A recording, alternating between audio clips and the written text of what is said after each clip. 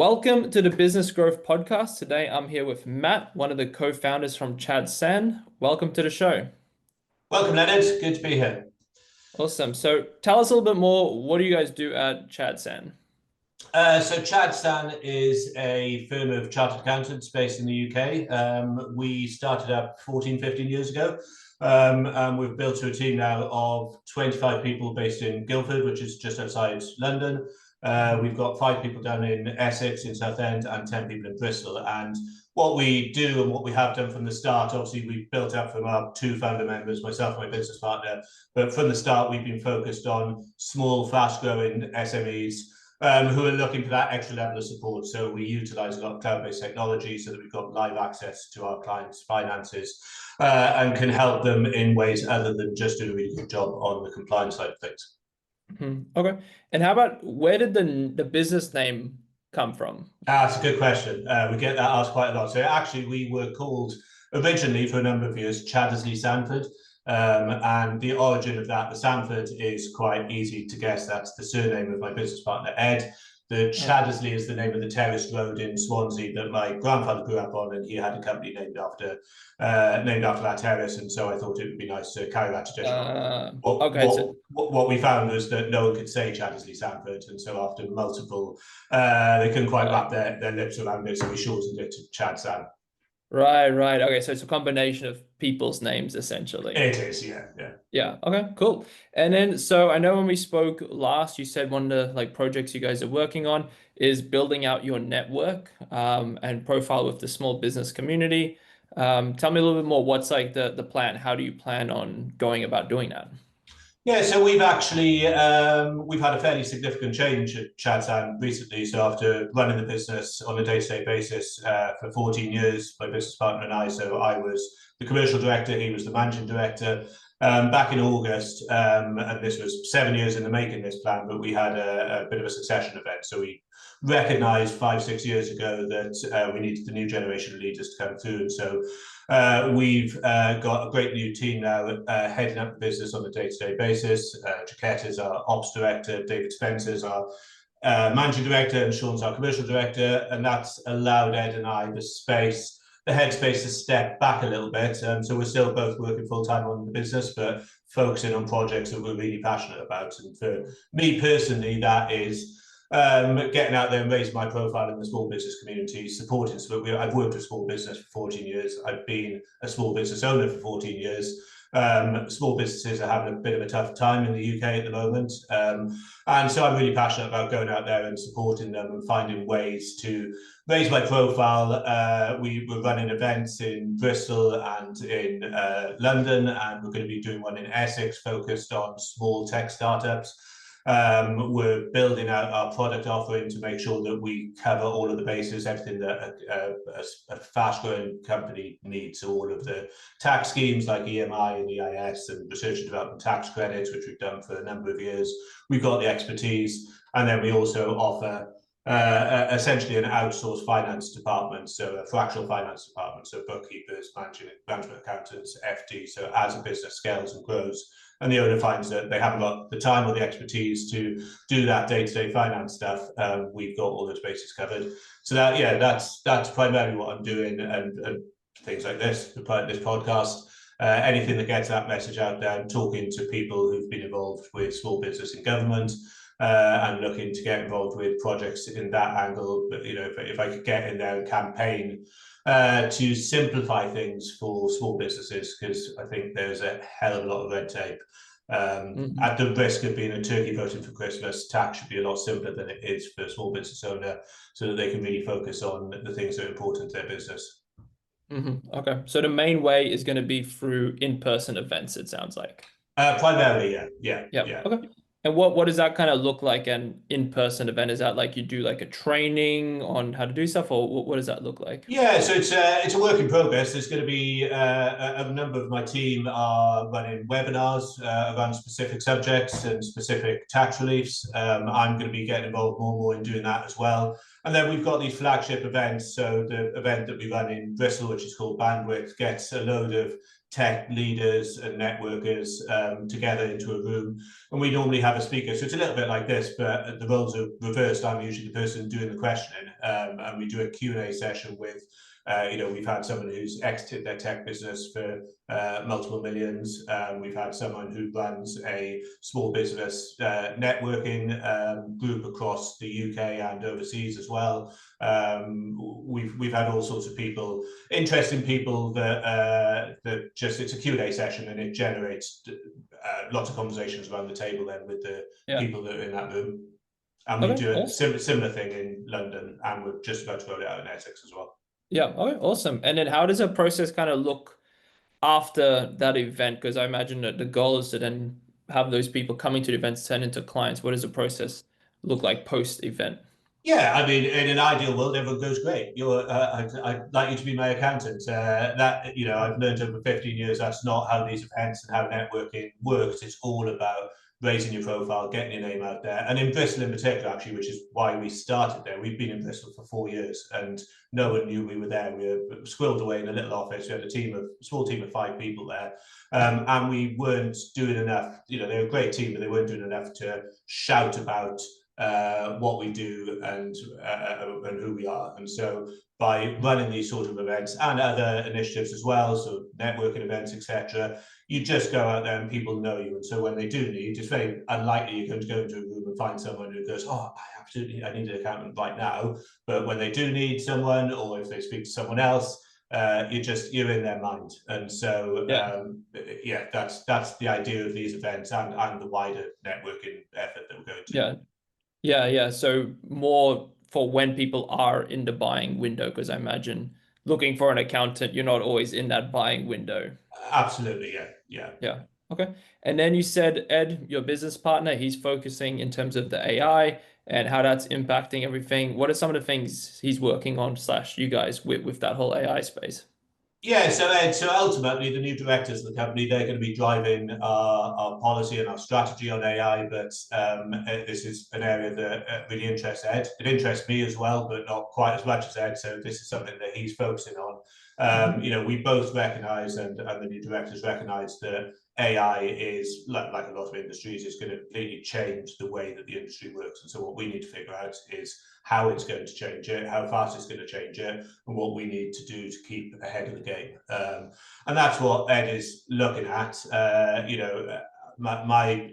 We're in a fairly fortunate position that actually from day one we've been using cloud-based technology. We've been actively working to simplify things and make things work more efficiently.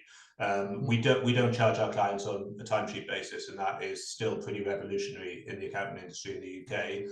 And the reason why we don't do that is because I personally hate anything that doesn't add value or inefficiencies. And when you charge people on a timesheet basis, what you're essentially saying is the longer I take to do this, the better, because the more I can charge you. Now, it doesn't actually work like that, because people have a threshold that they're willing to pay. But having trained in a traditional firm of accountants where I spent multiple hours filling in pointless timesheets only for them to be screwed up and the partner to charge whatever they thought they could get away with, which causes friction with the client, etc., that just seemed an anomaly to me. And so the more efficient we can become, the better for us, the better for our clients. The more we can streamline, and this is where AI comes in, the more we can streamline that sort of initial data collection piece, which has to be done accurately and timely in order to get the really good information to make strategic decisions on. The more we can streamline that, the better, because the more time we can then spend on that, preparing good management accounts, budgets, helping advise on the strategy of the business, rather than the data processing bit, which has to be done well. So if you've got a piece of AI that can do it well, fantastic. Yeah, 100%. Yeah, and I find as well, doing the more billing based on the value as opposed to a time basis is just more aligned with both parties, because the more value you can provide, the more you can charge. Whereas if you just do on a time basis, you could just be on your computer doing whatever and still charging it. So I think 100%. Yeah, it's a good model that benefits both partners, both parties. Don't get me wrong, it has its issues, and we found, so what you don't get when you're not running timesheets is you don't get an idea of, which clients are using up more of your time, which clients, how efficient different parts of your business are being. So we do every now and then, we test out a bit of timesheets Mm. within the team to make sure that different parts of the team are running efficiently. But in terms of pricing, that brings its own challenges. Value pricing isn't straightforward, but I think it's certainly a better model for both parties than a timesheet basis of charging. Yeah, and you know what's a really good software for tracking where you're spending your time? Have you heard of Toggle? I haven't actually, no. Toggl. Okay. It's a free software that I use. And so Toggl. I think if Yeah. you're obviously got a bigger team, there'll be some costs involved. But it's a free software I use and I track every minute of every day. So whatever I'm spending on, and then it's pretty cool. Then I do like a Right. little report at the end of the week, and then I can see exactly, okay, cool. This week I spent this amount of time eating, this amount of time sleeping, this amount of time Yeah. exercising. It's pretty crazy how much time you spend eating Oh, that you don't amazing. realize, oh, this amount Yeah. of time working on this project. So yeah, that's a pretty cool thing I found I'll that check I that use, out. yeah, that I use quite a lot. And then so just going back in terms of like the AI stuff, so you guys are more in the discovery phase right now. It sounds like, and seeing what can be done. Is that a fair assessment? Yeah, I think that's a fair assessment. Definitely, we're trialing out different tools. There Mm, is as you know, there's a lot of noise about AI at the moment. mm, There's a lot. The waters are fairly muddy because there's a lot of tools out there that are saying they're AI and they're not really AI. mm. There's a lot of tools Yeah. that are AI, that could introduce some real efficiency gains. There's the tools that we use already, the legacy tools that are introducing elements of AI, and so it's measuring up all of those against each other. Mm, What I think, there's a lot certainly in the accountancy industry, but I'm sure it's happening across the board. There's a lot of knee-jerk, panicky reactions to AI. There's a lot of people going, "Oh my God, we need AI now." I don't know yeah. what, but let's bring all this AI. I think AI is absolutely going to change everything, and is Yeah. already changing everything. But I do think that it's not going to be quite as quick as everyone or as a lot of people think. It's going to be a Mm, gradual process. And so if you're not looking at it at all, then you're destined to failure. But ultimately, you need to yeah. be looking at it. But what you don't need to be doing is panicking and introducing things just for the sake of introducing them. I Yeah. think it's you've got to play the long game on this. Yeah, yeah, definitely. Yeah, finding the right AI slash automation and also having it integrate with your softwares is also Yeah, important, because if everything is just like a silo type of thing, you're not really going to get the full efficiency of this thing then talks to this and then this does that type of thing. So yeah, finding the right absolutely. thing that's like custom based on what you need for for business is definitely important as well. Yeah, absolutely. And then, so aside from obviously AI, what other like changes are you seeing in the industry at the moment? I mean, the last 5 years or 10 years have been absolutely. There's changes all the time. There's changes imposed by government and by HMRC where they changed the tax legislation. I wish they'd just stopped doing that for a little bit. So there's Yeah. constant challenges on that. One big trend that we're seeing in the accounting industry at the moment, because of making tax digital coming out. So if you don't know, making tax digital means that it's meant for the last few years that VAT returns have to be submitted in a certain way. Making tax Yeah. digital for income tax is coming out in April next year, and that's a massive change for sole traders and people who Mhm. aren't VAT registered, and landlords as well. And that is scaring a lot of accountancy owners that aren't using the sort of technology that we're using. It's fairly straightforward for us because we're already using tools that can deal with making tax digital. As a result, there are lots of consolidators out there, so private equity backed firms that are just snapping up accountancy firms left, right, and centre, and Mhm. consolidating them into one big whole. And the idea is that they've got a technology platform that they can roll out across the board and bring everyone's level up. In reality, that very seldom happens because accountancy Mhm. firms, traditionally work in very, very different ways. They've all got different practice management systems. They've all got different Yeah. tax systems. And so we've resisted that ourselves. We've not got any intention to join that, but there's a lot of pressure on owners to do that. And there's a lot of push the other way because people who have run their practice for 40 years, understandably, the changes that are coming about, it's just they haven't got the energy to deal with those changes, and so they're just Mhm. getting the hell out of Dodge. And so there's a lot of bargains, quite honestly, for the private equity firms to go out there and snap up. So it's not surprising that's happening. Mhm. So that's the main trend at the moment in the accountancy industry. Yeah. Yeah. And I find accountants are very creatures of habit. Whenever you Yeah. don't know what to do, you see, what did I do last month? And then let's just do that again this Yeah. month type of thing. Absolutely. Well, we all are, right? We're all creatures of Yeah. habit, but in Yeah. accountancy, that is, yeah, it's a you've got to fight against that all the time. I've worked in industry. I worked at Eurostar once I qualified as a chartered accountant for 4.5 years. Great job, fantastic company. But there were reports and management reports that were just being churned out, and you're like, well, what's the point of this report? Oh, well, that's how we've always done it. But it's the priorities of a business change over time, and so you've got to change the way that your finance function works over time and Yeah. the metrics that it's reported on. And you've also got there's efficiencies you can make. So it's the input as well as the output that you've got to be constantly looking at, and that you've got to force yourself to do that almost because people are creatures of habit and just go, I'll just carry on doing what the last person did. Oh, But if yeah. you want to make any improvements, that's what you need to do. Yeah, and one thing I really like, if you know Ty Lopez, he says always to be testing different things. And because we're so creatures of habits, we just fall into a way of just doing one thing always. But he says always test different things. Question why do you do it like this? Or like if you've Yeah. always like gone to this gym, go to this gym. If you've always trained at nighttime, train in the morning. And it's pretty interesting doing these different things. Like I always try to test new things every single week. So yeah, and then you Yeah. get you learn some things you never even thought about just because you went into that kind of habit. Well, an example of earlier this week, actually, I've got a particular spreadsheet that I generate every month. In fact, I don't anymore. My successor, Sean, does. But for years I've been preparing this spreadsheet based on my Excel knowledge, and it takes about half an hour to update all the formulas.